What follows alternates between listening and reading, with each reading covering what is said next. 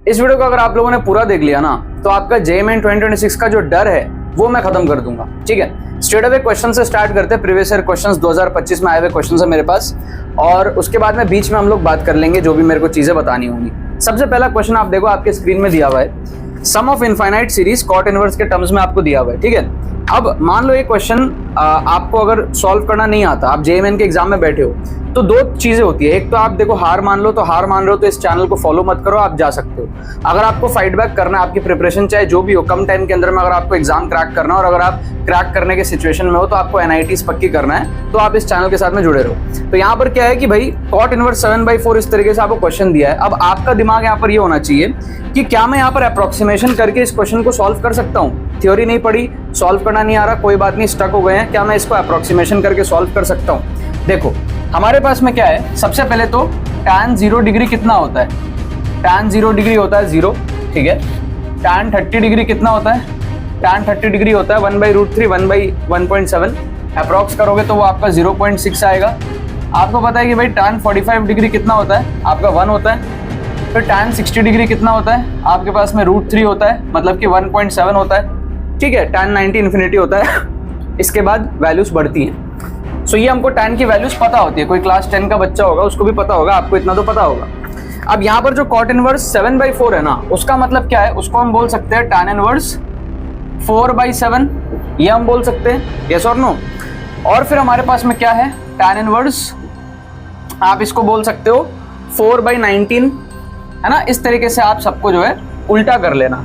ठीक है, सो हमारे पास में क्या है कि भाई ये जो है ना, ये tan इनवर्स 0.6 के आसपास है। tan इनवर्स 0.6, अगर आप 4/7 करोगे तो 0.6 आएगा रफली। ये वाला जो हमारे पास में है ये है tan इनवर्स, ठीक है, 4/20 पकड़ लो आप इसको, ठीक है, अप्रोक्सीमेटली। तो आपका हो जाएगा ये 0.2 हो जाएगा रफली, 0.2। इसके अगला वाला जो है ना वो 0.1 आएगा, tan इनवर्स 0.1, क्योंकि वो 4/39 मतलब 4/40 के अप्रॉक्स होगा। और फिर उसके बाद वैल्यूज नेग्लिजिबल हो जाएंगी क्योंकि tan की वैल्यू फिर बहुत कम हो जाएंगी, समझ रहे हो। तो इसका मतलब क्या है कि ये 0.6 है ना, तो ये 30 डिग्री के आसपास आना चाहिए इसके लिए वैल्यू अप्रोक्सीमेटली। तो ये हमारे पास में 30 डिग्री मान लो, प्लस ये 0.2 है ना। अब अगर tan 0 पे 0 आ रहा है, tan 30 पे 0.6 आ रहा है, तो 0.2 कहाँ होगा, कहीं 15 डिग्री के आसपास होगा। एग्जैक्टली नहीं पता, रफली सोच सकते हैं कि भाई 15 डिग्री से ऊपर नीचे थोड़ा बहुत हो सकता है। फिर अगर हम थर्ड टर्म को देखें, tan इनवर्स 0.1 जो है वो हमारे पास में कुछ 5-10 डिग्री के आसपास आएगा, है ना। तो कुछ 5-10 डिग्री के आसपास, ठीक है, कुछ हो सकता है, ठीक है, 7 डिग्री के आसपास मान लेता हूँ। तो आप समझ सकते हो कि आगे वैल्यू बहुत छोटी हो जाएगी, लेकिन इनफाइनाइट तक जा रही है, लेकिन बहुत नेग्लिजिबल हो जाएगी उसके बाद। इसका मतलब इन सबको जब हम ऐड करेंगे, इसके बाद में हो सकता है 1-0 पॉइंट समथिंग उस रेंज में फिर आगे चला जाए। तो आप देखोगे ना, इन सबको जब ऐड करेंगे तो नियरली आप कह सकते हो कि 50 to 70 डिग्रीज के बीच में कहीं पे आएगा। ये आपको अप्रोक्सीमेशन समझ में आ गया कि भाई 50 तो यहीं पे दिख रहा है, फिर इन्फिनिटी तक जाएगा, लेकिन नेग्लिजिबल है, तो 50 से 70 के बीच में कहीं पे होगा। अब आप यहाँ पर देखोगे कि भाई ऑप्शन ए जो है वो आपका एलिमिनेट हो गया और ऑप्शन सी आपका एलिमिनेट हो गया। बी और डी में से आपको एक चूज करना है, क्योंकि ऑप्शन ए और सी दोनों π/2 + 90 से ज्यादा हो रहा है। अब ऑप्शन बी में आप देखोगे तो आपको दिया हुआ है π/2 माइनस कॉट इनवर्स 1/2, मतलब कि आप उसको बोल सकते हो π/2 माइनस tan इनवर्स 2, ऐसा भी तो बोल सकते हो। कॉट इनवर्स 1/2 को tan इनवर्स 2 बोल दो। अब tan इनवर्स 2 कितना होगा, tan 60 इज इक्वल्स टू 1.72 के आसपास, है ना। तो tan इनवर्स 2 की वैल्यू 60 के आसपास होगी रफली, क्योंकि उसी के आसपास है। इसका मतलब ये π/2 90 डिग्री है और माइनस ये 60 डिग्री है, तो ये आ रहा है आपका 30 डिग्री। इसका मतलब छोटा हो गया, हमको तो 50 से 70 के बीच में चाहिए। इसका मतलब ऑप्शन बी क्या हो गया, एलिमिनेट हो गया। और ऑप्शन डी को अगर आप देखोगे तो वो हमारे पास में π/2 माइनस tan इनवर्स 1/2। अब π/2 माइनस tan इनवर्स 1/2 अगर आप करोगे तो π/2 आपका है 90 डिग्री का, tan इनवर्स 1/2 कितना है, tan इनवर्स 0.5 आएगा कुछ 25 डिग्री के आसपास, है ना। अगर tan 30 पे 0.6 आ रहा है तो 0.5 आएगा आपका 25 डिग्री के आसपास। तो 90 माइनस 25 अगर आप करते हो तो 65 के आसपास आएगा, तो वो आपका इस रेंज में कहीं लाई करेगा। आप इसको तुक्का मार लो, आपका जो फर्स्ट क्वेश्चन था, ठीक है, उसका आंसर हो जाएगा ऑप्शन डी। 4 नंबर आपको पूरे मिल जाएंगे। स्ट्रेस कम हुआ आपका। JMN का क्वेश्चन था, जुगाड़ से हमने यहाँ पर सॉल्व कर लिया। अब सेम पेपर का एक और क्वेश्चन आप देखो मैथ्स का। स्पेशली मैथ्स में आपको बहुत डर रहता है ना, आप देखो कैसे जुगाड़ से क्वेश्चन सॉल्व होते हैं। इस क्वेश्चन को आप देखो, आपका यहां पर क्या दिया हुआ है, let for distinct values of P the lines y equals to x plus P touch the ellipse. Ellipse को आप ड्रॉ कर लो, ठीक है। इलिप्स क्या दिया हुआ है आपको, x square by 4 square plus y square by 3 square equals to 1। Ellipse को आप ड्रॉ कर लो, तो इस तरीके से आपका जो है इलिप्स हो जाएगा। कैसे बनाएंगे हम इलिप्स, 4 स्क्वायर है मतलब कि 1 2 3 4 1 2 3 4 और हमारे पास में 3 है तो 3 ऊपर 3 नीचे हो जाएगा, समझ गए। तो बेसिकली क्या है ना, x को 0 लोगे तो y प्लस माइनस 3 आएगा और y को 0 लोगे तो x प्लस माइनस 4 आएगा। तो बेसिकली इन चारों पॉइंट्स को अपने को क्या करना है, ज्वाइन करना है। तो जब हम इन चारों पॉइंट्स को ज्वाइन करेंगे तो ये हमारा क्या हो गया, इलिप्स बन गया। अब हमको कह रहा है y equals to x plus P line है जो दो डिस्टिंक्ट लाइंस होंगे, ठीक है, जो कि हमारे पास में टच करता है इलिप्स को। तो कॉमन सेंस वाली बात है, y इक्वल्स टू x कौन सा लाइन होगा, 45 डिग्री पे इंक्लाइंड लाइन होगा। इसके पैरेलल आप दो लाइन सोच लो जो इलिप्स को टच कर रहा हो, एक यहां से जाएगा, ठीक है, यहां पे कहीं पे टच करेगा, और एक यहां से जाएगा, यहां पे कहीं पे टच करेगा, समझ गए। तो let the line y equals to x intersect E at the point C and D, ठीक है। तो बेसिकली हमारे पास में क्या था, A और B क्या है, ये A है, दिस इज A, ठीक है, दिस इज B, और हमको कह रहा है कि एक लाइन है y इक्वल टू x जो कि इंटरसेक्ट कर रहा है इलिप्स को एट C एंड D। तो ये y equals to x line है, इसको आप ड्रॉ कर लो और इसको आप बोल दो C और इसको आप बोल दो D, समझ गए। ये हमको कह रहा है कि भाई y इक्वल्स टू x जो है वो C और D पे कट कर रहा है, हमारे पास में इंटरसेक्ट कर रहा है इलिप्स को, और पैरेलल जो लाइन है जो टच कर रहा है इलिप्स को वो A और B पे टच कर रहा है। फाइनली क्या कह रहा है, एरिया बताओ क्वाड्रिलेटरल का ABCD का, ठीक है। अब ABCD का आपको एरिया बताना है, मतलब क्या है, आपको ये वाला एरिया आपको रफली चाहिए, ठीक है, ये वाला एरिया आपको चाहिए, ठीक है ना। ये जो आपका अंदर का एरिया है ये आपको चाहिए, राइट। इसका एरिया कितना होगा।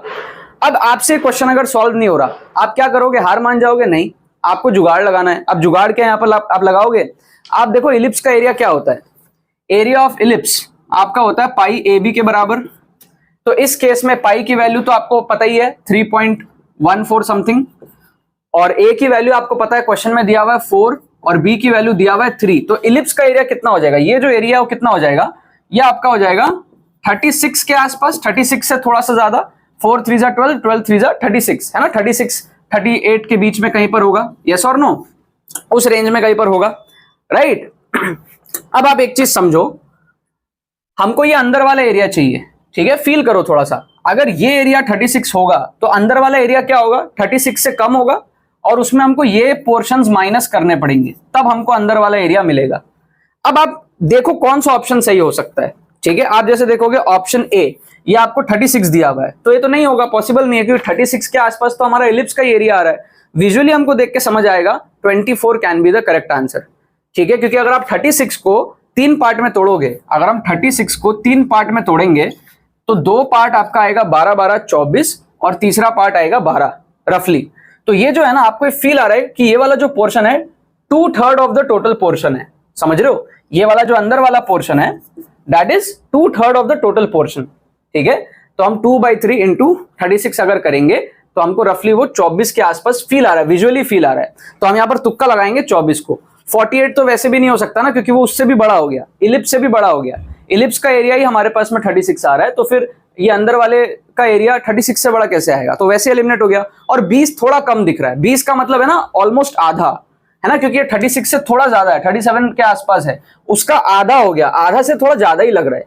देख के आपको समझ आ रहा है ना कि ये एरिया इलिप्स के एरिया के आधा से तो ज्यादा ही है।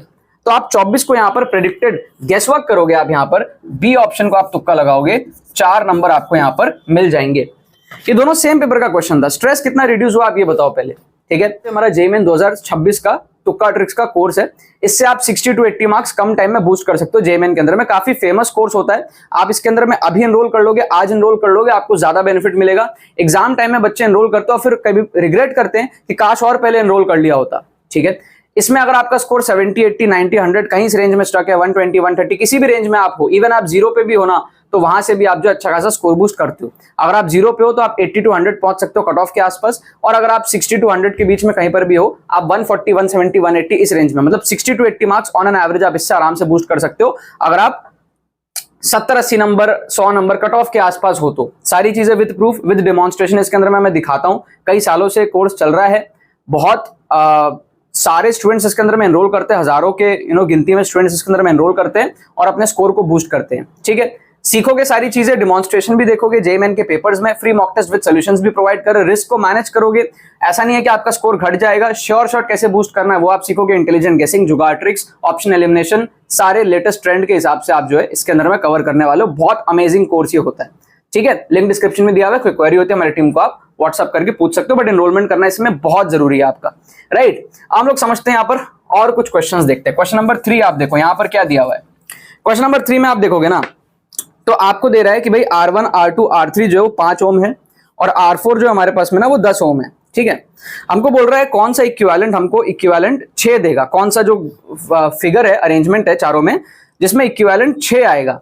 अब आपको एक चीज पता है ना कि अगर रेजिस्टेंस पैरेलल में होते हैं, अगर दो रेजिस्टेंस पैरेलल में होते हैं, सपोज कर लो एक हमारे पास में है R1 और एक हमारे पास में है R2।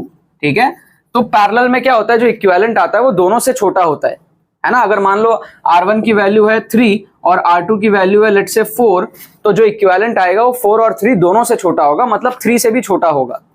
ये बेसिक चीज आपको पता होता है। R1 R2 अपन R1 प्लस R2 फॉर्मूला आप लगाओगे इक्विवेलेंट का, या फिर आप 1/R equivalent equals to 1/R1 plus 1/R2 आप किसी भी केसेस में कर लो। दो रेजिस्टेंस जब पैरेलल होते हैं तो इक्विवेलेंट उससे छोटे से भी छोटा आता है, ये आपको पता है ऑलरेडी। ठीक है, अब आपको सॉल्व करने की जरूरत ही नहीं है यहाँ पे क्वेश्चन को। आप देखो पहला ऑप्शन में ही ये 6 पॉसिबल है, क्योंकि बाकी ऑप्शंस अगर आप देखोगे ना तो ऑप्शन बी में आप देखोगे ना तो R3 पैरेलल में है।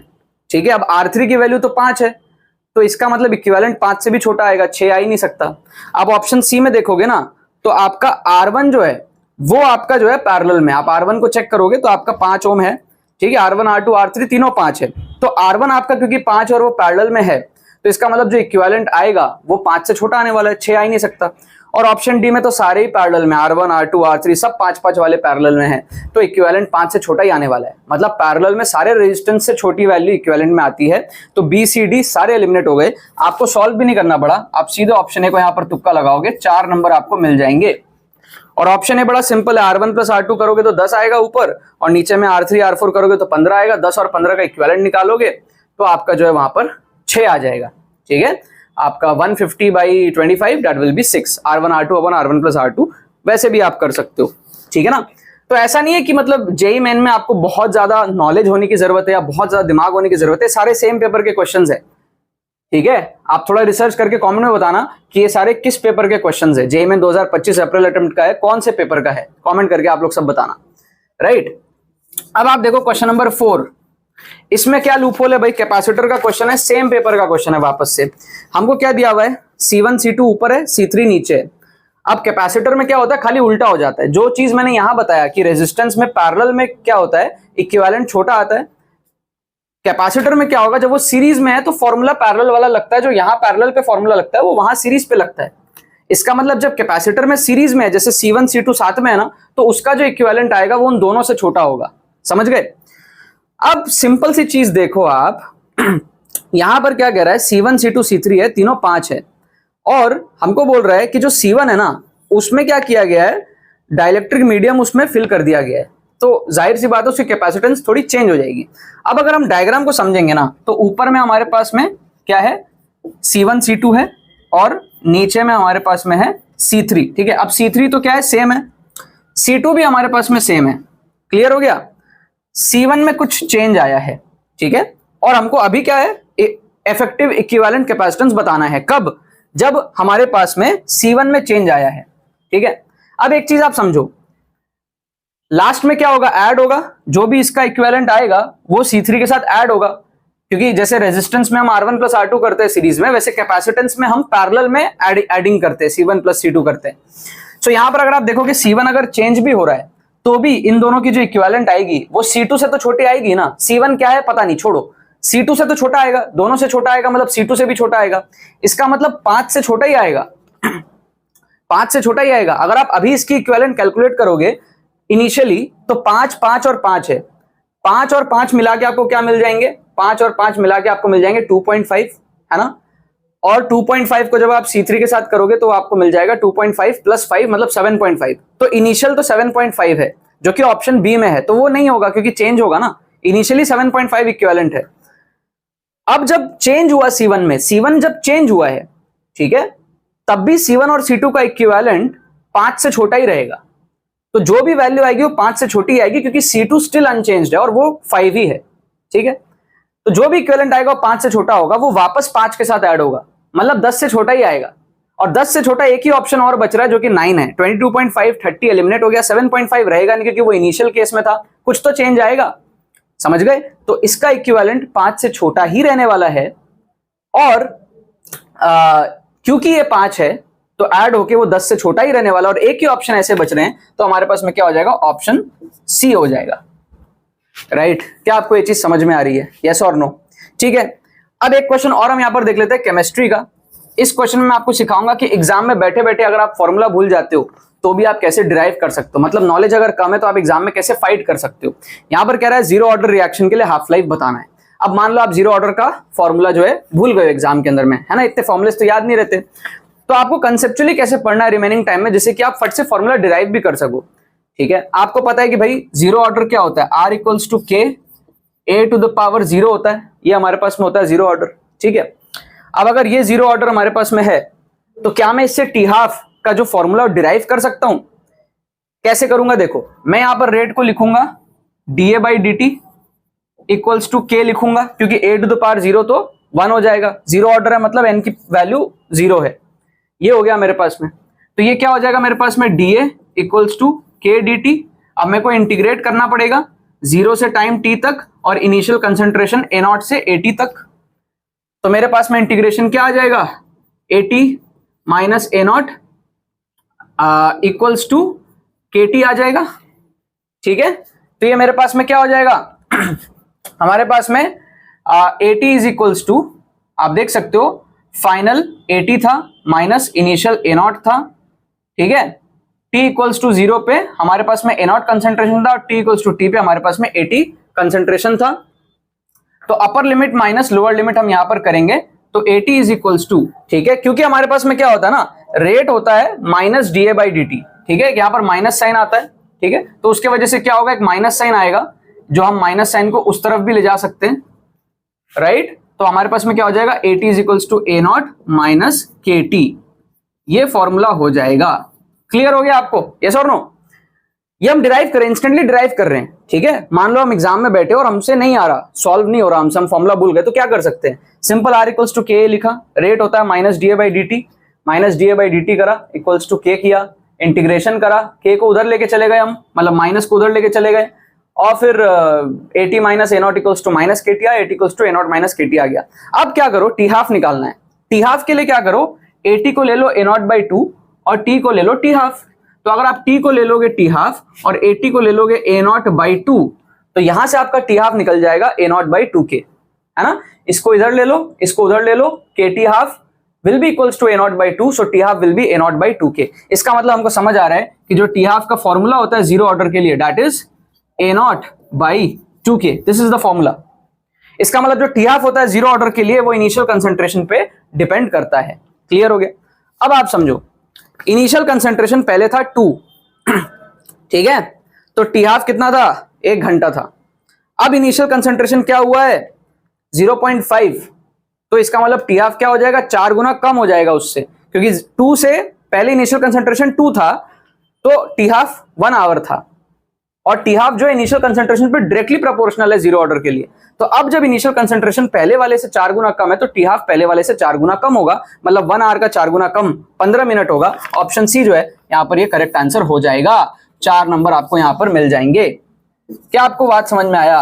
तो मैंने आपको हर एंगल से समझाया, मैंने आपको ना कि सिर्फ ट्रिक सिखाया, यहाँ पर जुगाड़ ट्रिक सिखाया, बल्कि मैंने आपको एलिमिनेशन ट्रिक सिखाया, मैंने आपको ये भी सिखाया कि एग्जाम में स्टक हो जाओ तो कैसे फाइट करना है, कंसेप्ट्स की क्या वैल्यू होती है। ठीक है, फॉर्मूला रट्टा नहीं मारना। अगर ये मैंने 10 साल बाद किया होगा शायद, ठीक है, मैंने 10-12 साल 2017 में मैंने जेई दिया था, उसके बाद मैं ये डेरिवेशन आज कर रहा हूँ, क्योंकि तब कंसेप्ट स्ट्रांग था कि कैसे करना होता है। तो छोटे छोटे कंसेप्ट्स पे आप फोकस करो, कैसे आपको एग्जाम में न्यूमेरिकल सॉल्व करना उस पर आप फोकस करो, स्कोर बूस्ट कैसे करना उस पर आप फोकस करो, कम टाइम में इफेक्टिव पढ़ाई करो। लिंक डिस्क्रिप्शन में दिया हुआ है, जेईई मेन 2026 तुक्का ट्रिक्स कोर्स का, जाके अभी एनरोल करो। इस वीडियो से मैंने बहुत कुछ आपको सिखाने की कोशिश की। अगर आपने इस वीडियो को पूरा यहां तक देखा है, लाइक करो, कमेंट करके बताओ आपको कौन सा ट्रिक यहां पर सबसे ज्यादा अच्छा लगा, कौन सा क्वेश्चन सबसे ज्यादा अच्छा लगा, और चैनल को सब्सक्राइब करके रखो। आगे बहुत सारे वीडियोस जेईई मेन 2026 के लिए आपके सामने आने वाले हैं। चलो बाकी तो बस यही बात है। बहुत बहुत धन्यवाद मेरे साथ इस वीडियो में जुड़ने के लिए। बने रहिए यार।